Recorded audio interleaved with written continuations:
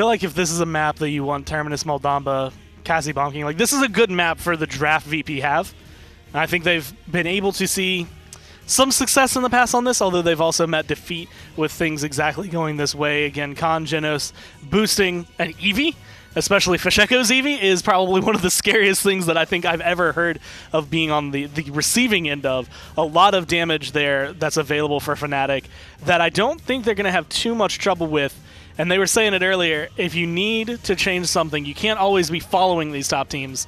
Sometimes you got to be the path maker, the path creator. I think Moji would be the step potentially in the right direction. You know, it's not the worst decision I've ever seen. Looking at this Fnatic composition, and I'm just asking myself, who do you kill, right? Who do you kill on this lineup? It's just crazy to have to wonder whether or not I'm going to be able to find a frag here. I'm looking at all the tankiness, Khan, the immunity frames, the burst healing, Genos, the slipperiness, the damage reduction, the self-healing, Eevee, good luck tracking her down. Pip, kind of same notes are hit there. Mobility, sustain, it's just, it doesn't end. Kind of curious to see. I mean, we talked about Moji on Esports Weekly, and now since then, I've seen more Moji than I've seen in the last few weeks, so I'm kind of curious where she fits into the equation. If VP, like, is this the secret? Is this the kryptonite? I'm not entirely convinced, personally, but I'd like to see it work just for the sake of having more champions kind of run into the draft. Well, Khan makes it through for the first time today. Moji picked up here in the PPL. It's not exactly a commonality either. Let's send it over to casters and get this one underway. Hey guys, we're ready for Fnatic versus Virtus.Pro. We took time to get into it, looking one way and another, and here we are. Little shimmy and shake action going on. All the different lists.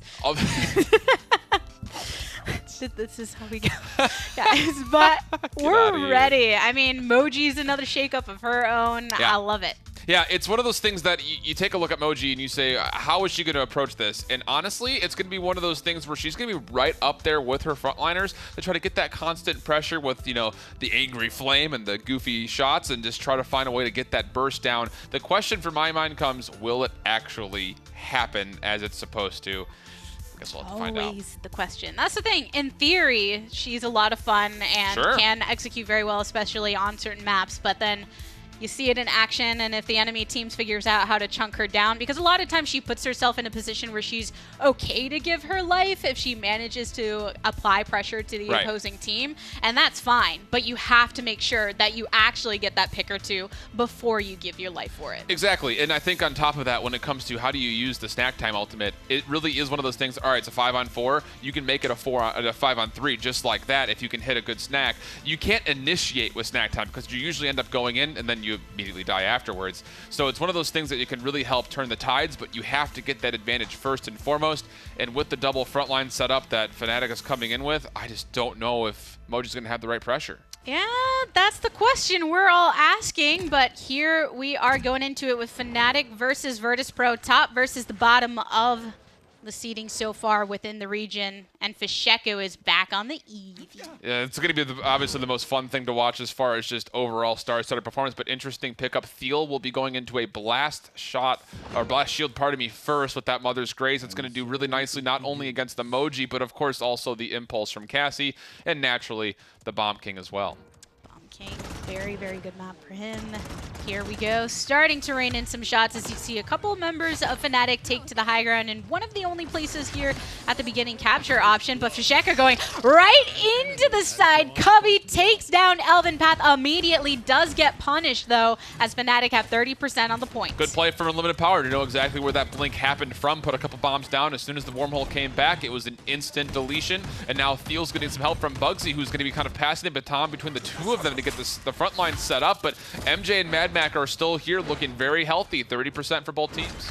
And there you see it right there. Mary Jane not leaving the objective. As you said, looking very healthy, facing off against Thiel, but Fasheko's made his rotation in. Elven Path falls once more, as this is the mobility that you talk about. If you can lock down on the targets, actually send them away from the point, and start to gain your momentum here as Fnatic passes 69%. And they're looking really solid as far as their positioning as well. Theo on the point, but everybody else locking down the left-hand side. And a great impasse wall will actually be able to block things off from that 99%. It will be Elvenpath touching with emoji. Now right back in, but Void Grip and a lot of damage starts to funnel into Mary Jane. Everyone that is alive on Virtus.Pro is here close to the objective as Bittner makes his rotation around. A lot of kills in the favor of Fnatic. Overtime settling on down, and that is the first point. And again, this is going to be, I think, the big story. Can Fish continue to put the pressure onto Elvenpath to keep this Moji out of that front line? If the answer is yes, Fnatic's going to have a very good time in this early part of the game simply because that Moji needs to have that constant pressure. Right now, with how there's been such good pressure onto Elvenpath, it's been a 5-on-4 most of this game. And the way that we approach this game when you're looking at Mary Jane, who we have seen on the front lines before, actually been a pretty decent flex, but we're so used to seeing Elvenpath on the Terminus and obviously onto the Moji because that's a pick specifically that he's bringing to the table, but that means you don't have that kind of, I guess, veteranship facing off against Theo, maybe a matchup that he's much more used to. Yeah, I mean, that's the battle of all battles. Theo, oh, big evil Mojo. Hold that thought as it comes through. They're able to find one. Bittner does fall in the back end, but Fish Echo's got a line in the back line. He's able to put people right back into spawn. Bugsy able to help out with Elvenpath. 1:30 on the clock, and Fish continues to snap some necks. And with that, because of that just moment immediately after the evil Mojo, despite Pip going down, we're able to buy enough time as Fnatic pushed this through. In the end, it was just a trade in their favor, and when you lose a player, at least he got such value beforehand that it's okay. This combo right here is exactly why Eevee fell out of the viability charts for so long, was because Bomb King was so strong, and the ability just to predict where that wormhole is going to come back was just easy setups. And that's the key that I think UP is going to have to find. Get that high ground, put yourself kind of behind a wall, try to keep an idea as far as where is Fish going, so that way he's not able to move so freely. And it can be a tough thing to do. Very Eevee tough thing to do. does like just kind of going wherever she pleases. That's part of the joy of watching, is there's such a big positioning factor in that level of play. But that doesn't mean that you kind of have to shrug it off. You instead have to lean more into it and say, this is my responsibility.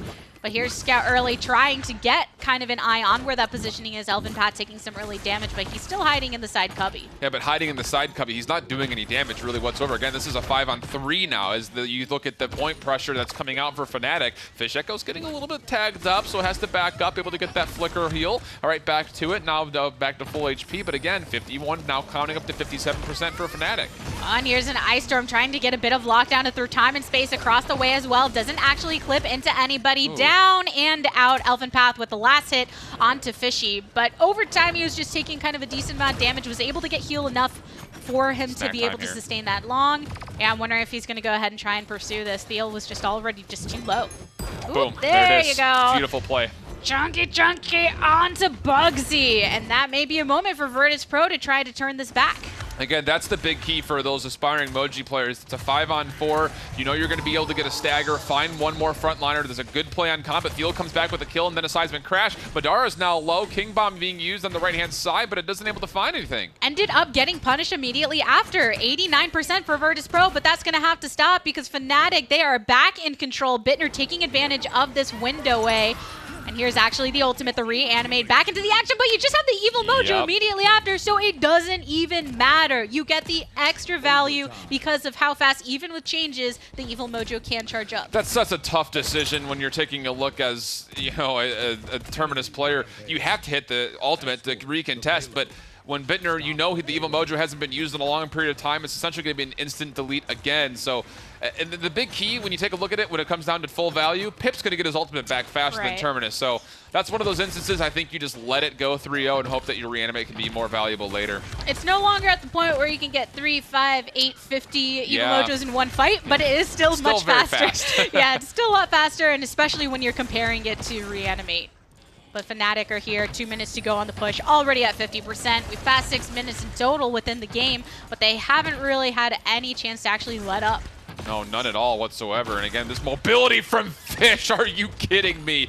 What a nice little play off the sword. Now blinking in, has unlimited power low in front, has to wait for a couple of cooldowns and really for the payload to get a little bit closer. But this Ice Storm could be huge to block off that high ground and keep everybody moving nice and slow for Fnatic. Pacheco manages to make the kind of jerky movements of Eevee look so fluid whenever he's playing her, and it's a beautiful thing to see. Plus the setup right there, it's, well, you're just stuck in place, so I'm going to get that last pop on you. Bittner picks one up onto Madara as well. So now it's just try and take care of this front line. You hear another attempt at getting that snack, but it's not enough. So Fnatic with the 4-0 in game number 1. A little ice skate show from Pacheco at the end. My goodness. For me, for my money, you know, you have to try to do something if you're Virtus.Pro to change the game back into your favor. The Moji was the attempt. I think it fell real short, though. Yeah, there were not a lot of moments that were enough to justify. Right. Yes, you got the snack time onto Bugsy at one point, which allowed you to get some action on the point, but not enough to capture. So instead, Virtus.Pro are down after that 4-0 in the favor of Fnatic. So let's send it to the desk. You gotta do something, right? You gotta try and get Fnatic off balance in some form or fashion. Moji is a possibility there, but again, it comes down to even if you do have something to throw them off balance, which I don't know if you can, because Fnatic are home to some of the most flexible players in the game. You've got a team that is just, at this moment in time, better at Paladins than the other, right? So even if you bring something wonky, you're going to have to execute so well on it and hope that they screw up, and they don't really look like they're in the mood to screw up today. They have a firm foundation under them, and you are just poking at the top, and it's like nothing's going to crumble. It's not going to bring down the tower that Fnatic is. You really have to figure out that next step, and it's not just can we bring in a champion that I think is going to make a big difference. Can we bring in something and just stop them from having everything they won? Like you said, that's just impossible to do because they're so comfortable on everything. And taking a look at some of the win conditions from Fnatic, one of my favorite players and one of my favorite champions, Pacheco's Eevee, was great that game. But he had so much to work with, right? He's got the Luminary bonus damage. He's got the sustain from that Astral Mark, as well as Khan Shout healing. Bugsy bailed him out a couple of times, and he had an incredible showing on it overall. It was just hard to lock down. There was no real room, I think, for error in trying to get rid of Pacheco, and the minute it didn't happen, there were several times that it just was not able to come to completion.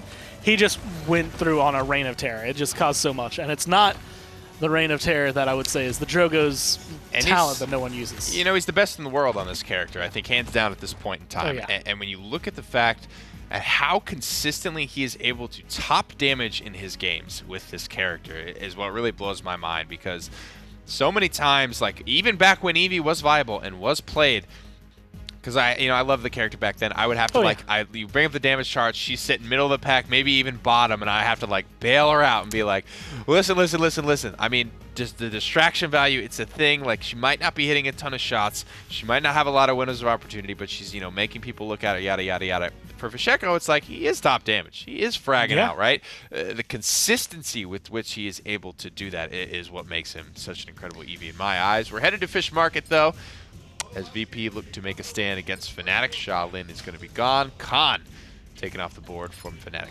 I'm kind of curious because this feels like a place I think Virtus.Pro, again, you're trying to shake things up, you're trying to make Fnatic uncomfortable. This is a map that I think you would take a team to try and do that. I feel like that's what SK did last week when they went up against G2. It was the idea of let's take them somewhere where we think we have more practice than you. We know a good composition to take care of it. The problem is that, again, when you're playing a team that I want to say just has the mechanical skill to beat you pretty much anywhere, trying to shake them up on the map isn't ever enough. You need something that's also draft-worthy here. VP get their Cassie, the Maeve Genos, a hell of a start to any draft here, but Inara Buck, solid stuff from VP through and through.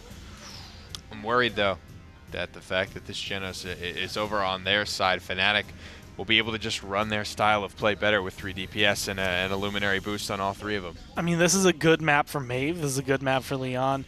Whether or not I think you go for a sniper is kind of my question, because this was a map that I think for a long time you could see a Strix, you could see a Kinessa. They could have a performance that was actually very impactful, but they just haven't quite, I want to say, made their way here again in a while. Leon going to be filling that role a little bit more. Barrack is going to be safe. If anyone I would trust to run a solo frontline Barrack, it's Fnatic.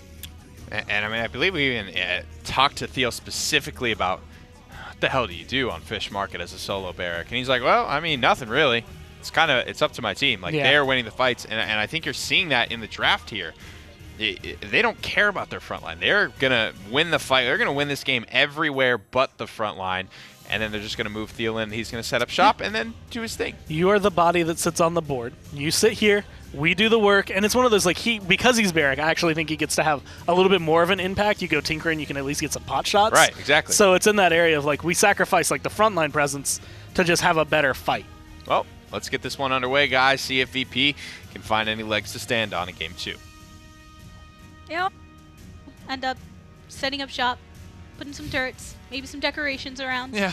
Just make it his home. Hanging some streamers. Yep.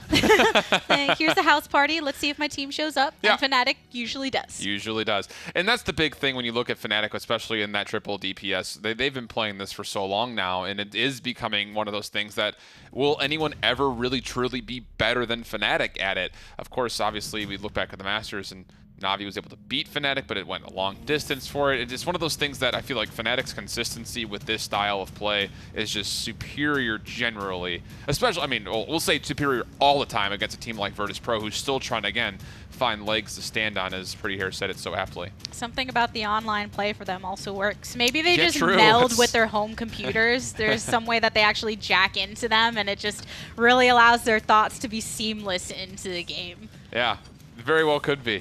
Because the way they play sometimes, you just can't poke any holes in it. No. That first game, I think there's a prime instance of that. And look at all the Haven coming out. That's, again, what we're looking at as far as being able to counter the play, not only with the Strix. Yeah, the nope, not today. Buck and Cassie as well going to be affected by that Haven pretty substantially. Yeah, a lot of them were really eager to go ahead and make those purchases. And now it's time to make their way over towards the objective. And it's always interesting on this map because it's so open and you make yourself so vulnerable when you do step forward, as Elven Path already taking about 50% of his HP, luckily has the healing available and the wall to block some of it for the time being. But a lot of pressure. Madara getting first blood, but Elven Path does eventually fall. Good focus to try to take down the Nara really early, and that's when Theo again can move forward. But you got to watch out for Mary Jane. That flare is going to show some line of sight. But ooh, unlimited power getting very aggressive. You have to watch out. There was being shot at pretty much like in a funnel. 3 different sides were looking at him as he was walking right down Main Street, jaywalking across the street almost, and gets punished very quickly. Somebody write that man a ticket, because that's not where he should have been at that time. But it's kind of the feel of Buck really wants to get aggressive. You just still have to be careful with it. Yes. Bugsy takes quite a hit right there. But Virtus.Pro still standing on the objective, 45% and climbing. Fisheko gets taken down, so Fnatic need to make some moves. Inverse the conversation there. Fish just getting a little bit further out than he needed to be. The numbers were even 5-5, so now as we're 60% to 33%, still favoring Virtus.Pro. Unlimited power now is in a great spot to take down Theo, but has to put a couple of more cartridges in the shotgun. Will be able to get enough done. Now, again, back towards his team. He wants to find Bugsy quickly. Elven Path's getting chunked down very low, and that's going to be an easy cleanup for Bittner. Oh no, he is down 81%. Gonna have to be stemmed at the seam right now as Fnatic start to bring things back in their favor. 2 kills so far. Bittner on this Maeve. We've seen some great play from him in the past, and if he can lock down Virtus.Pro right now where they can't even access the objective with the help of your additional flank and Xin, then this could be a lock for them. Good scout being used here though for Virtus.Pro and the Cassie, trying to get their way back in, as you mentioned, trying to get that little bit of vision after the Midnight was just previously used. MJ hitting one shot onto a big target. Oh, needed to hit that one, but misses, but able to snap right back onto Fish, who gets taken down. It's Bittner in midair, will be found by Madara, and now it's just Bugsy. I don't know about that call to get the damage, immunity, but try to stay alive as long as possible. But even if he did stay alive, it's really it's the time it would have taken for the rest of the team to actually get back to the point where he could delay it enough at that DPS just HP that you have wasn't going to be too valid. A pretty moot point. You hold off for an extra half a second, but you use a pretty big ultimate. He doesn't even get the kills, and now it's down to 0%. And that's a really big ultimate when it comes down to the instant delete on a character specifically, like Buck. And the nature of that fight means that Virtus.Pro is able to round this first corner as well on the push. Whoa. That was right into the face of Mary Jane, so without that sniper pressure, maybe this is their opportunity to try and push back a little bit. Yeah, a little bit of a disjointed communication there. MJ wanted to push up more aggressively towards that market side, but Elvenpath was the one who was actually on the point. It wasn't Mad Mac. Mad Mac was a little bit further back, so that disjointed between left to right for that offensive push is where this is really kind of getting itself strewn apart, kind of pulling on a string on a sweater as it just gets unraveled completely. So now a minute 30, a little bit of a regroup has to happen for VP, but again, like it was on the point earlier, Fnatic has such a very strong ability to zone away. They can't let that sweater just get unraveled. Go ahead, find your scissors, cut it, stop pulling at it, because otherwise Fnatic are easily going to find that and just open things up. But so far, it's just a pick here, pick there. Bittner finding one before he falls. And Unlimited Power, I think he's ready to try and get some shots right into the Xin. Of course, he has his escape mechanism, so a little bit of chase going on, but I think Unlimited Power has learned his lesson and not just rounding without any vision or anything. It's so difficult, you know, as a decision maker when you play Buck because you feel like you have the potential to be a big fight changer. Like, you want to be a big playmaker, and you want to be able to get into that backline, but sometimes it's just not appropriate. This has got to be really hard for Unlimited Power just to sit here and just wait for Elvenpath to come back up. MJ falls. So now, again, you're looking at a situation where what can you really do 5-on-4 in this position? Because one thing as well, Buck's ultimate with Buckwild is something that's very much in your own hands. It's not something like either you hit it or you don't, and it has its effect or it doesn't. Buckwild is, hey, I have all my stats going for me, and I have to execute properly and not put this completely to waste. So trying to find that opportunity right now as Fnatic, with the few that are up, they're actually getting pretty vulnerable around this corner. Yeah, that was a great play from Adara to turn the tide. He finds 4 kills in this exchange, make that potentially 5. Doing 3 of them in triple kill fashion, and now an opportunity for this overtime to have a chance at it. And they have all ultimates if they desire to push them out, but I think they just go for the more steady approach immediately. There's so much distance, they can dismount, and Fnatic have to make themselves really vulnerable to be able to bring themselves back into this fight to stop this payload. They have to send Thiel onto the objective to do just that. It's a good place for Thiel to be. You can see how encompassing this defense is. Getting in the backline is Bittner, but gets punished away, but he does find Mad Mac. That's huge. But someone has to contest the point. Now that Thiel's gone, who's going to be able to do it? Jared's going to give himself up. Bugsy also here, but Inara's got such a big health pool. This might just go if they can find the right kills. Look at Virtus.Pro right now, and there's another ultimate right out of Bugsy, but it's still not enough. Gets the kill, but nonetheless, Virtus.Pro, they push it through for a 2-0. Big kills and big moments from Madara. Looking really solid on the Cassie, climbing the charts and the damage after having, I will say, the first part of that first round was a little wonky for him, but that whole push, he did a really good job of making things move back into the fashion of Virtus.Pro's favor. Healing numbers looking pretty even, but again, like you would want to see, it's going to be the Maldamba on top by almost 10K. I think Virtus.Pro corrected much more quickly than they have in the past. Where they've let entire games go as 4-0 because they can't figure things out in the beginning. And then this case where they weren't necessarily losing really hard in the first part of the capture, they just made a couple missteps in their positioning, and then instead turned it around and were able to get the 2 points. And as you go into the second round, a couple of master writings being picked up for Fnatic to try to get themselves onto point early and hopefully often. But again, the Inara is already here. Dome Shield also could be available. And look at this, Bittner in a really good spot to poke and then wait for that health pull to look juicy enough to dance in. And look at that perfect play. Prowl into pounce, easy conversion. Elvenpath falls again. Field gets the save. Well, he actually does use the Dome Shield, but still, the point very much so in control, and now the chase is on. So fresh, so clean. Unlimited Power able to get out and heal himself up, but still, he's so far from the objective. Comeback mechanic in the favor of Fnatic. So they are climbing really quickly. And you know what? I don't think they often find themselves in a position where they have comeback mechanic, because a lot of times they're actually pulling ahead in games. Very much so, but the ability to come back and make sure that you're utilizing all of those pros on the side of that capture boost to make sure you're getting full value of it is what Fnatic does best. Looking really strong. A couple of stray daggers from Bittner will connect onto the Voodoo Doctor of Maldamba. Mad Mac falling to make that a full team kill. 2-1 the score, and Fnatic gets a lot of free capture and a lot of free push, to be completely honest here. And now you see Bittner and Bugsy are both attempting to dismount, keep locking down on Virtus.Pro. There aren't a lot of avenues that you can go through secretly to get back to the objective when you're on the defense and you're coming from your actual spawning point. So because of that, passing 50% on the push, and Bittner isn't letting up any pressure. Even when he's taking some damage himself, he's got Genos there to help. Yeah, and this is what's really smart, I think, for Virtus.Pro in their positioning. You can see them kind of going on a full U as they go from left to right around these kind of hollow trees around the outside. It forces all of Fnatic to be in this low ground funnel where tons of damage can be put onto them from every direction. It's exactly what you want, and you can see the payload has to stall out as Fnatic needs to get back to full HP. Nice shot to keep things more in favor of Virtus.Pro defense from MJ. Mary Jane is back on the Strix, pretty consistent with the heavy hits, but I think Fnatic, because of their positioning, aren't making themselves as vulnerable for the complete closeout of their HP pools. But there's still a whole entire minute for them to go. Shot. There you go. Maybe if you just get kind of this roll going with it, then Virtus.Pro can hold.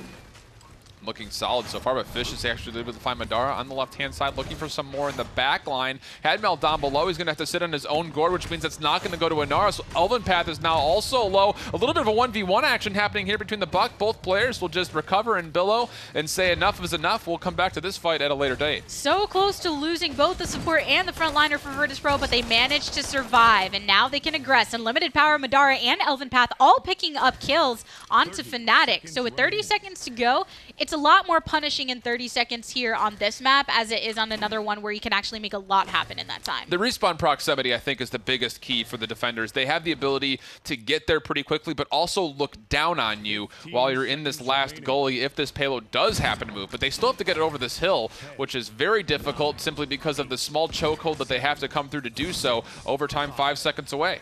But Fnatic is still taking that approach of coming from different angles in that U formation. Bittner, though, too much damage right into his face before he even lands. Overtime has settled, but Virtus.Pro, they're losing a couple members as well. They have to take advantage of how quickly they can get back to this point. An even fight at the moment, although now actually favoring Fnatic, who looks to want to push this through. Thiel's right up front. Unlimited Power has to come in, but he's getting chewed down so quickly. Big heals from Maldamba right behind him, and now it looks like Virtus.Pro has to commit to getting on the point. They need to find Thiel as soon as they possibly can, but look how these rocket boots are keeping him alive. This is insane. Unlimited Power was so close to dying, but he's kept in this fight, and Madara from the side as well. A couple more kills in the favor of Virtus.Pro, and this is the way that you go ahead and even the tides. Fisheko picks one up onto Madara, though. Unlimited Power still in pursuit of the Xin, gets it right into the face, and now it's 3-1 in VP's favor.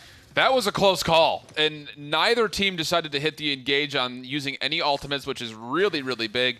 But again, Thiel so slippery on this barrack, looking like a day in in the life of just having those boots on fire. He's able to swirl around that payload so well and stays alive for, really, to be honest, a lot longer than he needed to be. It seems like on the side of Fnatic, you look at Bugsy's build, and they don't want to have to keep trying to chunk through with Elven Path just sitting here on the objective and throwing up walls and everything and wanting to blockade all of that. It's just being such a pain for them in that early access. Yeah, absolutely. And you take a look at, again, I'm looking at the supports right now, both of which have only died 4 or 5 times with about the same amount of kill participation.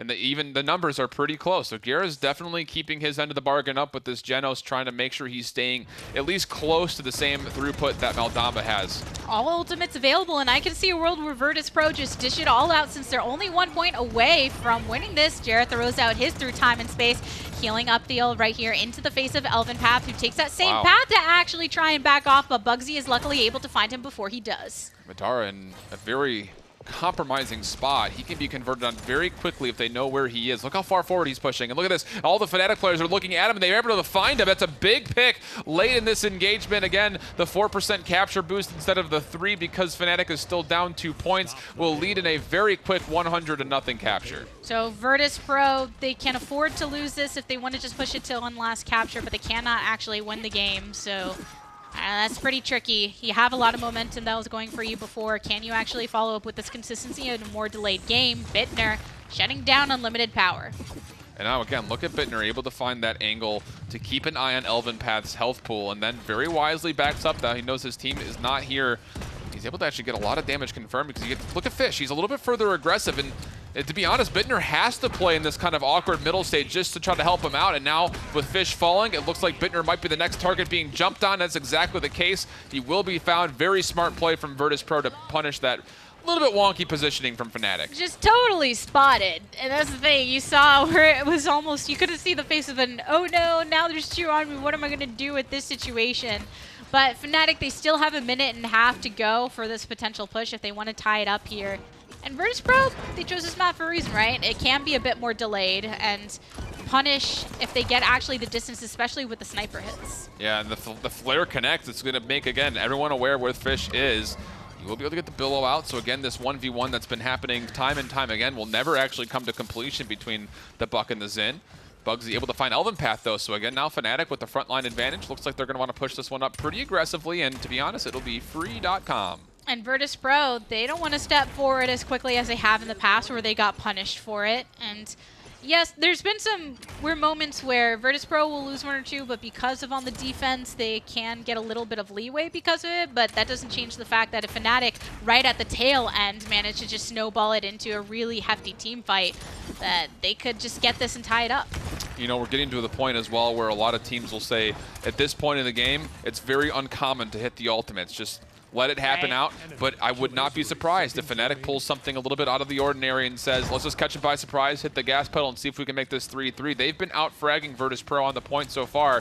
Could be a potential time for them to go in aggressively. It's a risk, and it's the kind of thing that if Big it pays risk. off, you say, oh, they're so smart for just doing that now instead of allowing it to be a tied game. But then if it doesn't work, you think, what are you doing? Now you're going into the end without any of your ultimates. How could you even consider that as a possibility, right? So it's the whole risk versus reward thing in Virtus.Pro. If they're feeling comfortable enough to do that. Uh-oh. Oh, that's a couple for Fnatic, though. Nice, another pounce right into the face.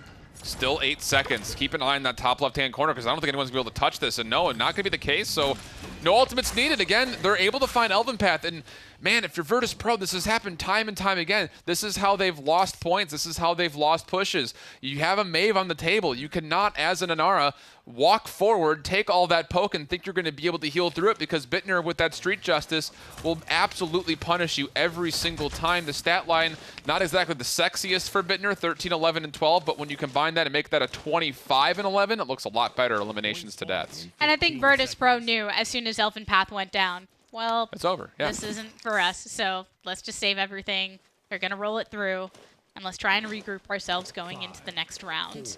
And Mary Jane was able to get some decent positioning at the start of the fights during the last captures, but I see a world where you have Bittner, and then you also have Xin here, who are just ready to rotate to try and just cancel that out immediately.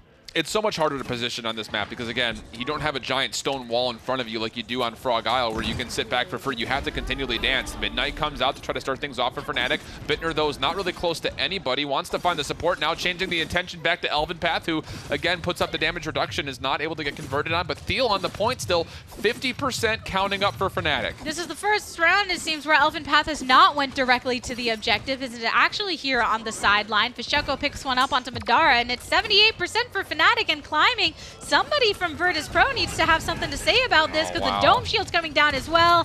And Elven Path, he hops in with an attempt but can't make it in time. And therefore, Fnatic take game number 2. The spike connects just as Inara is about to touch. But again, I just had mentioned that Inara can't just walk to point and get there for free. He needs his teammates to do something. He's waiting so patiently. Get some damage done, guys. Let me find an instance where I can come up there for free. It never happened. Fnatic is just outplaying VP's damage right now. Inara's not exactly the most mobile of individuals who can just zip in the way that Big we see stone some of the shoes. other ones. Yeah, just looking away. But that's game number 2 going in the favor of Fnatic. So those guys on the desk, what did you think of Virtus.Pro's performance? Goes in favor of Fnatic, but not without a fight.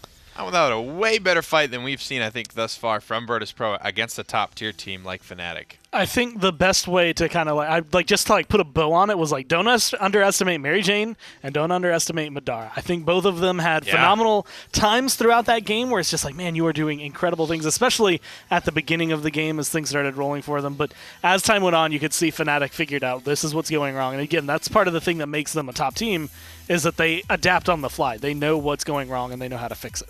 And that just kind of reinforces our point about how you beat Fnatic, right? Yeah. They spread you out and they get you in these 1v1s, these skirmishes, and they just have better players that will beat you in those.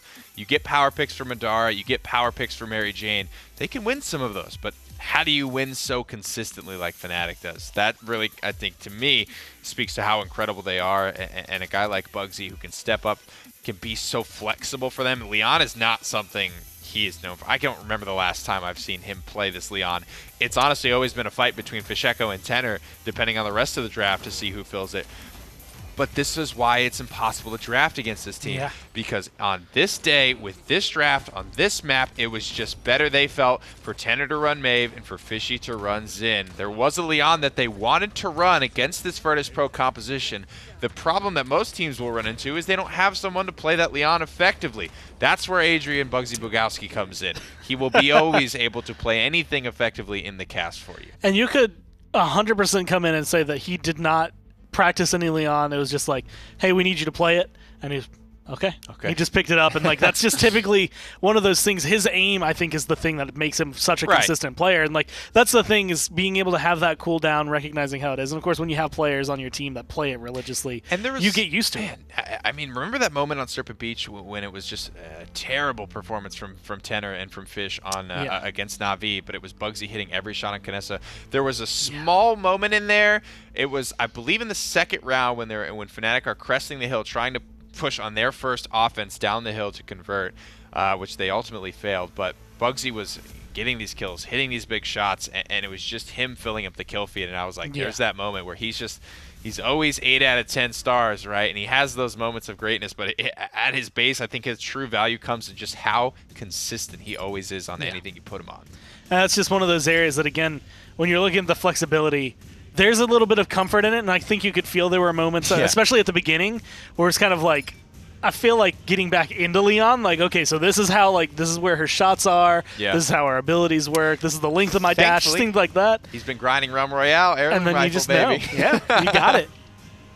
And, you got to talk about that body block a little bit there at the very end there. It's a real team effort from Fnatic to keep that Inara off the objective. But I love Phil just walked up, and it's like, it's just ridiculous to see this really tall rock woman stopped by a guy that's shorter than the desk. And, like, he's just like, you're not making it past me. Right. So, again, looking so far so good for Fnatic here in the draft. They get the Conley on Genos.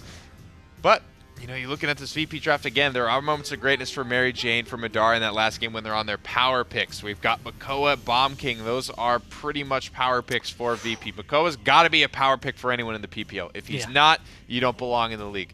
Bomb King, when you've got a guy like unlimited power, thankfully Fnatic are able to take away the Genos this time around, so he won't be too tapping anyone.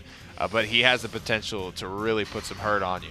I mean, you're giving up Khan and Genos once again on the side of Fnatic, which they had the first game, plus a Leon and a Drogoz this time. So maybe no EV troubles, but now you have a Fusillade rocket that's getting boosted to high hell and a Leon getting boosted up there. You are not going to be able to take those shots. Even if you're Makoa, even if you're Inara, that is a death threat.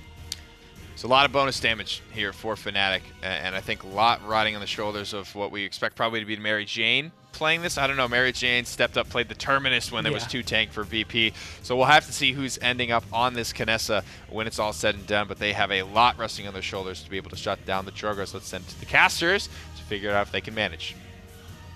So what do you positions going into this? The Kinessa baffles me just a bit, simply because, again, you're getting so much damage throughput on a consistent basis from Fnatic. I just don't know that Kinessa by herself is going to really be able to match with a Bomb King to get that damage up to where it needs to be. That's been the biggest downfall.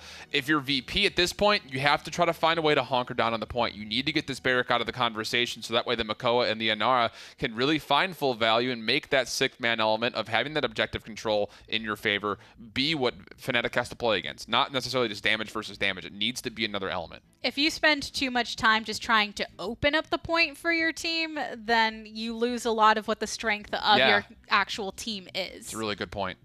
So Fnatic and Virtus.Pro going with very different feels for their compositions than they have throughout the match so far, despite some of the picks being the same. But you have Khan on the side of Fnatic once again. We're getting to see that action, and in combination with Barrack. Yeah, that's, again, the Khan, Genos, Barrack. you know, Khan really does fit that middle ground. He's the glue between the front line and the back line and the damage dealers for that. You know, that's why he's finding the value. It's why he's getting banned so often in these pro games. It's because he can bring value to every instance of those elements. And one of the front liners that can rotate in this direction as opposed to having to go directly onto the objective and fire with the help of your Leon. Yeah, here's Visheko. He's back on the Drogos. First blood actually goes to Thiel as he was boxing it out with unlimited power on the point. Interesting person to be on the Inara. Yeah, I know that was the question that they had as far as who would be playing what. It looks like MJ will actually be playing on the Bomb King. Madara will be trying to scope, and Fish Echo with that cheeky little flank salvo combo would be able to put the pressure there, allow Fnatic to meet up with him and completely sandwich in Virtus.Pro. 69 now, counting above 70% for Fnatic. And Madara, my goodness, that's a very tall task to be picking up the scope after what he's been playing lately. So yeah, I was thinking they would put Mary Jane on one of the frontliners, unlimited power on the Bomb King, and then Madara on the Kinessa. Yeah. So a bit of a switcheroo, because unlimited power we've actually seen on the BK quite often. But Fnatic, they get the first point, which actually went really smoothly once they got that going with the percentage, and now it's time for the push. Oh, look at that, right in the cubby. But Madara ends up punishing immediately afterwards. But again, the front line, the payload's still moving for now. So again, 5-on-4, but what aggression can you pull with this lineup from Virtus.Pro? Inara's not going to be able to close a gap very quickly. Makoa could, but all the damage dealers are going to have a very tough time moving forward, so the payload will finally start to stall out right at about the exact 50% mark, but it's back to a 5-on-5. And it's a lot of taking advantage of this bridge, a bit of the high ground. You're passing actually now, still gaining some movement. There's a Dragon Punch. Is he going to find the right target? Ooh. Right at the last second, not able to connect, but still ends up raining the shots. It's actually a better situation because you still get the kill, but you get part of the percentage back. That's about as big of a loss turn into a win as you could ever say. Coloring outside the lines, trying to move out from the outside part where the water was just narrowly coming into play, and able to find one big kill. And now again, look at Elven Path, still low, not able to even touch. And again, the Void Grip can come in huge. That was forcing Elven Path to spin in with low HP, not able to do it. A very quick and rather easy 2-0 so far. Correct, that turtle shell like it was nothing. Fnatic looking as strong as ever, and I think some of these picks that we're seeing on Fnatic just feel a bit more familiar. Virtus.Pro, maybe the fact that they're having to switch around a bit and everything and have some of that inconsistency going against a very consistent team can be troublesome. And you have to, you know, in the back of my mind, I'm starting to wonder, as you look at Virtus.Pro, when is it going to start to feel comfortable? I mean, it's right. All spring it didn't look so comfortable. So far in the summer, there have been moments of brilliance, like we were talking about just previously when they were playing up to Mount Sports, and then other times where it doesn't look like there are shades of even close to their former selves from game to game. You got to find some way to get consistent. Well, and I think that's why we feel so a little. Well, boy. That's actually really nice thing right there. Check a nice damage onto Mary Jane, who has to back off. Unlimited power falling low as well. Thiel gets a final hit onto that, but that was a team effort. But kind of where if I'm sure every player, right, as Fnatic's just doing their Fnatic things and blowing them away right now, they're all playing enough where they have a lot of versatility in their champion pool, generally speaking. But when you're talking about PPL specifically, let's say, I think it's okay if you're going to bring the Bomb King in, maybe just start saying you are going to be the Bomb King player. I like that, having that flexibility, but when you're doing too much of that early on, it can be punishing. Dread Serpent right on the high ground, though. Question mark? It was just the push the Drogos away, and I don't really know if it really found much value, because now again Inara's trying to touch, but it's getting poked very hard. Seismic Crash comes out, able to thankfully find Thiel, but now Bugsy's got a low HP target in front of him. Fish has been absolutely destroying. He's back here for free. Why not channel this? It's an easy target. Later, Gator, thanks for playing. And now we've, oh gosh, another salvo comes out just to force back Madara. This is, I mean, that play from Fish early on in that round to just come right over the top of the objective and push right through, split the defense in two, and he's just been playing lights out. Goodness gracious, that's clinical work on Drogos. And nobody's phased. You saw even Bugsy on the con was able to stand on top of a Gordon, didn't even care. Yeah. Like, this isn't doing enough to me to deter me from getting this objective right now. Madara punishing Thiel a little bit, but Fnatic still with over 2 minutes to go on this push. I think they're okay with it. Absolutely. And this is, again, you can kind of see the shadows of where Drogoz is moving on what is the left-hand side perspectively for Fnatic on that high ground. He's got the ability to poke for free, and Bittner with this little window peek able to find one. Look at the mobility coming in, able to find Madara, and now it's Mad Max sitting here saying, what do I do against this? Maybe I'll hit a mid-air stun, but that doesn't seem to make too much of a difference. This is a mild inconvenience, and now Mary Jane is completely caught out. How do you survive this element? That was just such a surprise. Look where I'm coming from. Don't think you were expecting that right now. And Mary Jane, I think right there said, oh, they know I'm here. I don't know where to go. Okay, I'm getting collapsed upon. Now I have to give my life for it. And Fnatic, they're not letting up. Here's another Dragon Punch to immediately cancel Elven Path out after popping the Ancient Rage. How do you stop that? How do you play against that? That's just, I mean, it's just, this is such a precision play on this Drogoz. I mean, my goodness, Fish, please, calm down.